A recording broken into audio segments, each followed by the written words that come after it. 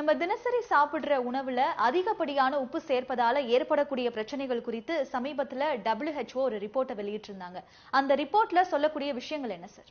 ரத்த அழுத்தத்துக்கு மிக முக்கியமான ஒரு காரணம் சமையலில் நாம் உபயோகப்படுத்தும் உப்பு.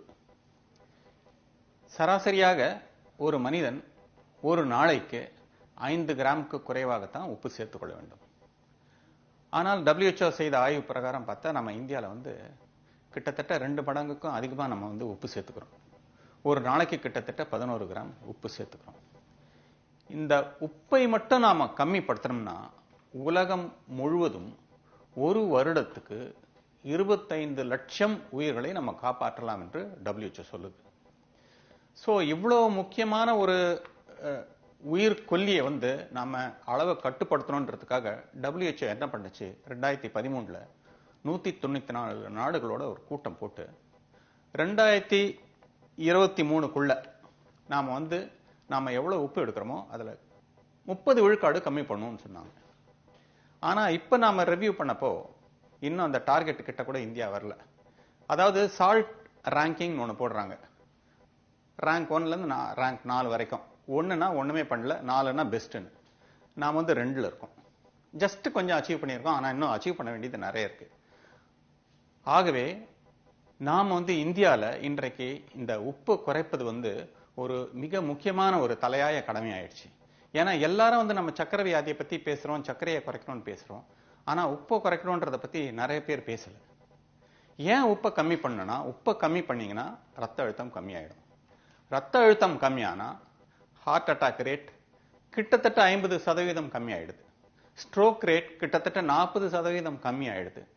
இந்த மாதிரி ரத்த அழுத்தத்தினால வரும் வியாதிகளை மிக எளிதாக நம்மளால நிறுத்த முடியும். நம்மளுடைய உணவுல உப்பை கட்டுப்படுத்தும். நாம இன்றைக்கு தினசரி கிட்டத்தட்ட 11 கிராம் உப்பு யூஸ் பண்றோம்.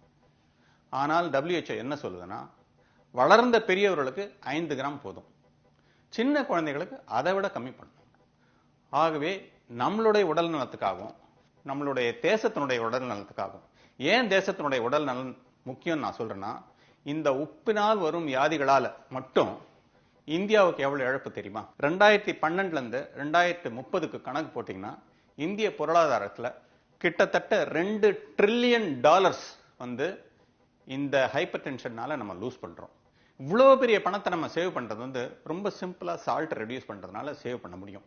இது ரெடியூஸ் பண்றதுனால பொருளாதாரத்துக்கும் நமக்கு சேமிப்பு உண்டு, உயிர் சேதத்தையும் நம்ம தவிர்க்கலாம், ஸ்ட்ரோக் வருட கணக்கில் வீட்டில் படுத்துருக்கிறதையும் தவிர்க்கலாம். ஆகவே இந்த முக்கியமான காரணங்களுக்காக நாம் சால்ட்டை கம்மி பண்ணணும். அதை விட இந்தியாவில் இன்னொரு முக்கியமான காரணம் உண்டு. இந்த சால்ட்ல ப்ரிசர்வ் டயட்னு சொல்லுவாங்க. கருவாடு, உப்பு கண்டம், ஊறுகாய், இதனால ஸ்டமக் கேன்சர்னுடைய ரேட் ரொம்ப அதிகம். ஆகவே புற்றுநோயையும் நம்ம கட்டுப்படுத்தணும்னா நம்மளுடைய உணவில் உப்பை மிக மிக கம்மி பண்ணணும். இப்ப WHO அந்த ரிப்போர்ட்ல பாத்தீங்கன்னா ஸ்பெசிபிக்கா இந்தியாவையும் குறிப்பிட்டு சில தரவுகளை சொல்லியிருக்காங்க. இப்ப இந்தியாவை பொறுத்த வரைக்கும் உப்பு உட்கொள்வதிலிருந்து இருந்து எந்த அளவுக்கு அவங்க அதை எடுத்துக்கணும், அதற்கான தேவை, உப்பு உட்கொள்வதற்கான அந்த தேவை அப்படிங்கிறது எந்த அளவுக்கு இருக்கு சார்? என்னன்னா, இந்தியால நடக்கக்கூடிய இறப்புகள்ல 32 விழுக்காடு இறப்புகள் ரத்த அழுத்தம் சம்பந்தப்பட்ட நோய்கள்னால வருது. இது ஒண்ணு. ரெண்டாவது, நம்மளுடைய NFHS சர்வே பிரகாரம் பார்த்தா இந்தியாவில் ஆண்களுக்கு ரத்த அழுத்தம் பெண்களை விட அதிகமா இருக்கு. மூன்றாவது, ரத்த அழுத்தத்தை விட முக்கியமானது ப்ரீ ஹைப்பர் டென்ஷன், ரத்த அழுத்தம் வர்றதுக்கு ஜஸ்ட் முன்னாடி அந்த எண்ணிக்கை எடுத்து பார்த்தீங்கன்னா மிக மிக அதிகமாகுது. கிட்டத்தட்ட 49 விழுக்காடு ஆண்கள், அதாவது பாதிக்கு பாதி ஆண்கள் ப்ரீ ஹைப்பர் டென்சிவா இருக்காங்க. பெண்களை பார்த்தீங்கன்னா 40% பெண்கள், 40 விழுக்காடு பெண்கள் ப்ரீ ஹைப்பர் டென்சிவ் இருக்காங்க. அதாவது இன்னைக்கோ நாளைக்கோ அவங்களுக்கு பிபி வந்துடும். இந்த நிலையில இருக்காங்க. இவங்களை நீங்க காப்பாத்தணும்னா டேப்லெட்ஸ் முக்கியம் இல்ல, உப்பை கம்மி பண்ணி ஆகணும். ஆகவே கிட்டத்தட்ட இந்திய ஜனத்தொகையில பாதி ஜனத்தொகை இன்றைக்கோ நாளைக்கோ பிபி வரும் என்ற நிலையில இருக்காங்க. அவங்கள காப்பாத்துறதுக்கு நாம இந்தியால உப்பை மிக கணிசமான அளவில் குறைக்க வேண்டியது மிக அவசியமாகுது. இப்ப அதிகப்படியான உப்பை உட்கொள்வதால என்ன மாதிரியான பிரச்சனைகள் வரும் அப்படின்லாம் சொல்லியிருக்கீங்க.